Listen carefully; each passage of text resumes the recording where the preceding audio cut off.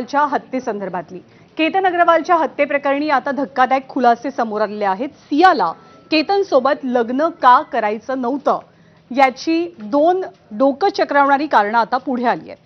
केतनच्या डोक्यावरचे केस विरळ असल्यामुळे तो विग वापरायचा आणि केतनचं हे टक्कल सियाला खूपत होतं।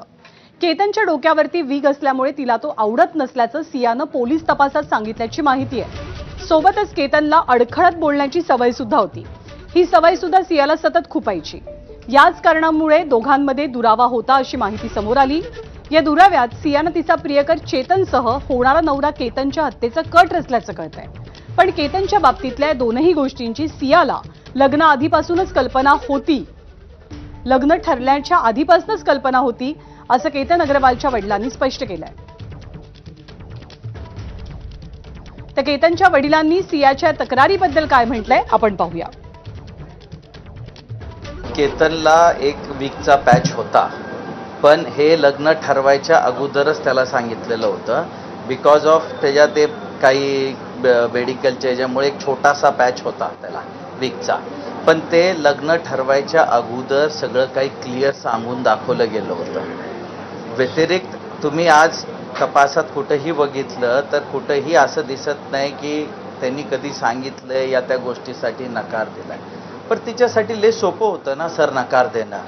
माझ्या मुलाची हत्या करायची गरजच नव्हती ना। माझा 26 वर्षाचा मुलगा त्यांनी कशामुळे मला माहीत नाही, पण त्याच्या प्रेमीने त्यांनी हत्या केली हे माझ्यासाठी दुर्दैवी आहे। दरम्यान केतनला न्याय मिळावा यासाठी केतन अग्रवालच्या वडिलांनी आज मुख्यमंत्री देवेंद्र फडणवीसांची भेट घेतली आहे आणि केतनच्या हत्येचा खटला फास्ट ट्रॅकवरती चालवावा अशी मागणी केली। ही मागणी मान्य झाली आहे। हे प्रकरण आता फास्ट ट्रॅक कोर्टात चालवलं जाईल। शिवाय केतन अग्रवाल हत्या प्रकरणात विशेष सरकारी वकील म्हणून उज्ज्वल निकमांची नियुक्ती केली गेलेली आहे।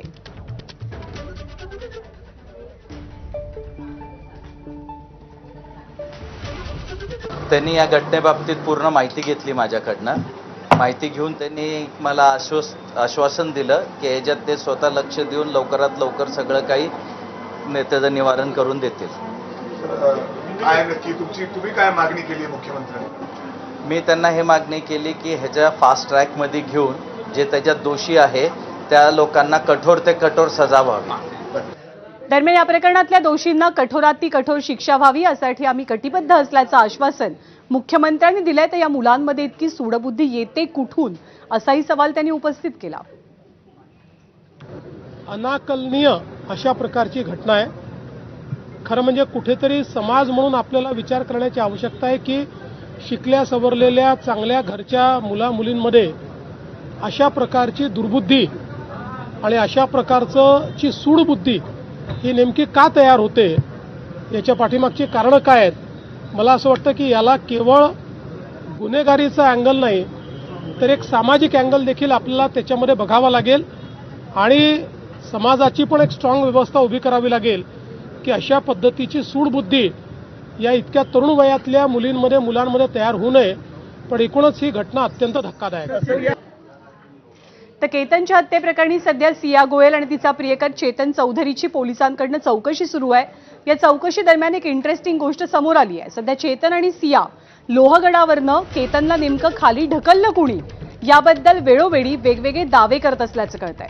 या दोघांनी पोलिसांसमोर आपल्या गुन्ह्याची कबुली तर दिली आहे, पण केतनला धक्का कुणी दिला यावरनं दोघेही एकमेकांवरती जबाबदारी ढकलत असल्याचं दिसतंय। सियाच्या म्हणण्यानुसार केतनला अखेरचा धक्का चेतननं दिला, तर चेतनच्या मते सियानंच केतनला खाली ढकललं। ज्यानं केतनला खाली ढकललं असेल तो या प्रकरणातला मुख्य आरोपी ठरवला जाईल। त्यामुळे दोघेही आपापल्या परीनं स्वतःला वाचवण्याचा प्रयत्न करत असल्याचं कळतंय।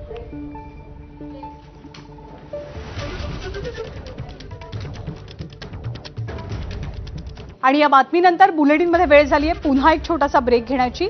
थोड्याच वेळात परत भेटूया।